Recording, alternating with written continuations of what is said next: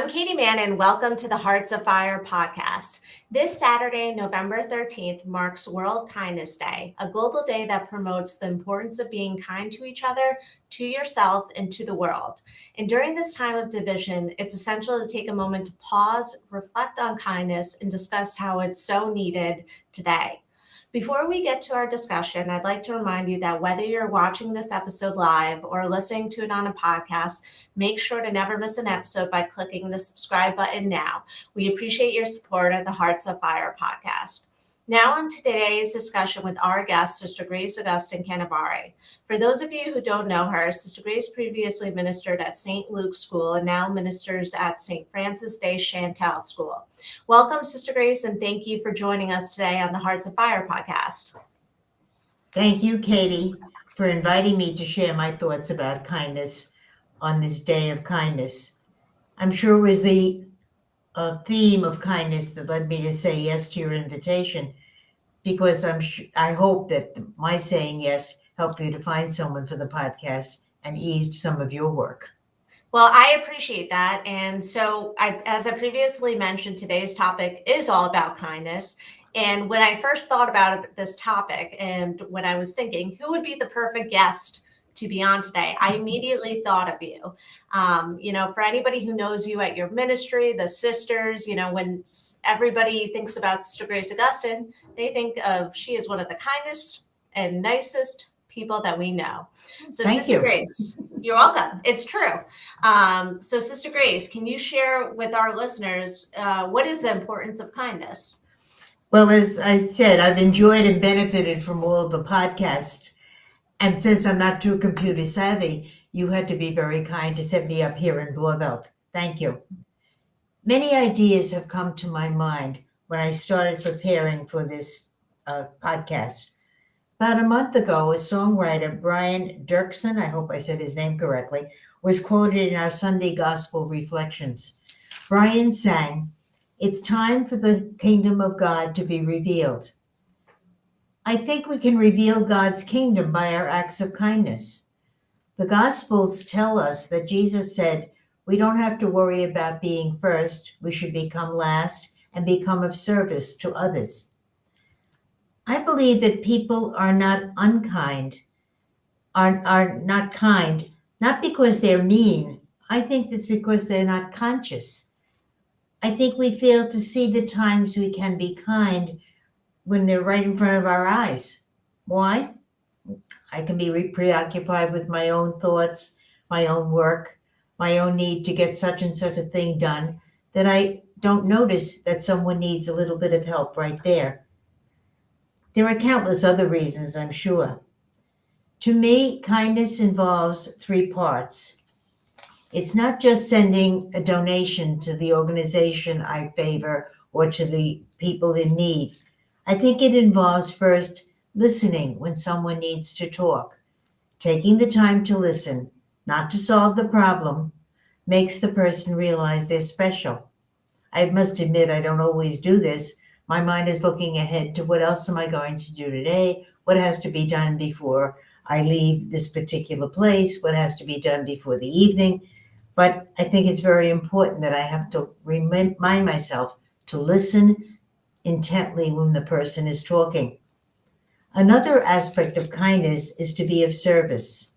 Greet people, offer a helping hand, leave things in a way that the next person finds it easier when they come along to get to what they have to do. Put things back where they belong so the next person can find it. It's important to think of the next one when something is being done. The third part is to become more aware of my surroundings. As I said, I really do not think people are mean. I just think they don't notice things. I have to learn to become more aware and to notice the things that are around. I think of the story of the Good Samaritan. Those first two people had other things on their mind. They didn't notice the man that had been beaten by the side of the road. I don't think they were mean. I just think that they were unconscious about it. So I have to become more conscious. This is some of the aspects of what kindness means to me. Okay, and thank you. I know you touched upon what kindness means to you, as well as the importance of kindness. And can you discuss with our listeners, what is the importance of kindness, in regards to your ministry, and what does it mean to you to promote it to your colleagues and students? Okay. My ministry has been in elementary education for a number of years, 60 to be exact. I was in the South Bronx, as you mentioned, between St. Luke's School and St. Anselm's School for 35 years, 23 at Luke's and 12 at Anselm's. In July of 2020, Luke's closed. So I looked for someplace else and I found St. Francis de Chantal, an elementary school in the Throgs Neck section of the Bronx. At St. Francis, I am a floater with the 3 and 4-year-olds, mostly with 4-year-olds, in universal pre-K. In this role, I tried to spread a sense of concern and caring, first for the children and then to the colleagues. I do try to listen to the youngsters. I try to get truly excited, and I do, when they give me a paper, all colored with lines and stickmen, and they say, "This is for you. I made it this morning." And That's the so best. they do get excited about something that they can give you. And they're very, very grateful for anything you do for them.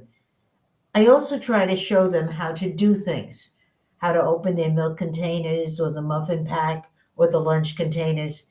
And I realize they're only 4 years old, but they have to learn to become independent. So I show them with the milk container. I said, "You must do part one, the opening and pushing it back. I'll do part two." And now they say to me, "I did part one. You come and do part two. Sister Grace, come and do part two." Of course, all of want part two immediately. So it's like a little hard. But they're very, very happy and they're pleased with themselves. Many of them try to become more self sufficient, as I said, and they get excited. They can tell you, "I did it. Look, I opened it. I got it." And it's a good feeling for them. It's also important to be of help to the teachers. Being supportive is very, very important. The Universal Pre-K is under the Board of Education. So they have so much paperwork to do, endless reports and lists to be completed. I tried to help to do some of them. Yes, I know I cannot do the child's progress report. That's the teacher's job. But I can keep the children entertained or occupied while she's trying to do it. Also, they, excuse me, I can do some of the attendance papers, things like that. That's just a matter of copying. Or if they want a list in the office for something, I can do that. So it does help the teacher there. And I try to reassure the children when they suddenly start missing mommy. They'll start to cry. "I want my mother. I want mommy." Okay, honey. Okay, sometimes you can calm them down, and then we can go for a walk in the hall. And when we go for a walk in the hall, we look at the bulletin boards. They're there.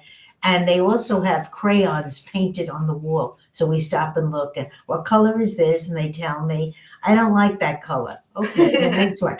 "What color is this?" "That's red." "Oh, I like red." I said, "It's very pretty." And next to the red one happens to be the case for the fire extinguisher. "What's that? Why is it inside the glass?" They ask all these questions, but it does distract them. And they are a little bit happier. They realize that they don't need mommy right now. They will see her later on. I find that teachers are also very grateful when you can give them a helping hand, because it makes the day go a little bit more positively and a little bit more enjoyably for them. And also they get things done because of your help. That's great, and I am sure your colleagues and students all appreciate, your presence at your ministry, and just everything you do to make, the school a better place. And Sister Grace, who is the kindest person that you know? Oh, there are so many people in my life that have been extremely kind, not just kind, extremely kind to me. And I think of my cousin Alice. She was so kind to me when I was young. She was my godmother. She was 18 years older than I am. She was also an only child. So many, many, many weekends she would take me to the movies or take me out. We'd go out to eat. She also brought me to my first ballet and my first opera because she felt it was important to be exposed to them. So she was very, very kind to me. And many others have shared their time with me. I've really experienced kindness, and I have to try to pass it on to other people because it's important that people realize we can be kind to each other. And Sis Grace, final question for today. It's a yes or no question. Do you believe that kindness can change the world? Yes, I do. And it's like the domino effect. Kindness is contagious. So I'm kind to you. You get a good feeling, you're kind to the next person. That person gets a good feeling, and so on and so on and so on. And I think it's so important. These acts of kindness can be repeated. The Sunday gospel for September 5th this year was Jesus healing the man who was deaf and dumb. Father Jude Siciliano, a Dominican preacher, says that the actual healing was not unusual. Jesus healed many people. He raised people back to life. He fed people when they were hungry. The importance of this, or the unique part of this miracle, is the man's friends who brought the man to Jesus. These friends were kind enough to do that so that the man could be healed, return to his community, and become a more active member and continue the kindness that he experienced. The Actions for Justice that come on our email has a quote. It came on September 27th, and I quote, "Do you believe the Holy Spirit is working among us now to deepen in all peoples a spirit of solidarity dedicated to service for all?" Yes, service for all, kindness is a very positive way to go for a changing world. That's how I feel. Thanks, Katie, for allowing me to share some of my thoughts on kindness. No, and I appreciate you taking the time out of your busy schedule. And, again, when we were first planning out this episode and topic, and I said, I hope Sister Grace Augustine is available because she would be the perfect person to discuss this. Well, thank you. And I did have the day off from school, so I could come. Yes, absolutely. But I thank you again for joining us. And I know our listeners enjoyed hearing from you. And I hope you join us for future discussions. Thank you. And before we go, I'd like to remind you that if you enjoyed today's discussion, please let us know by giving the Hearts Afire podcast a 5-star rating on wherever you listen to your podcast. We hope that you will tune into our next discussion, which is next week, where Maria Bohan, an employee at the Mother House, will join us to discuss what it's like to be a millennial working at the Mother House. Thank you again for joining us today and tuning in. And please know that you're in the daily prayers of our sisters and associates. And on behalf of the Sisters of St. Dominic of Blauvelt, New York, I'd like to wish everyone a happy Veterans Day. God bless the brave women and men who have served our country. Thank you, and have a good day.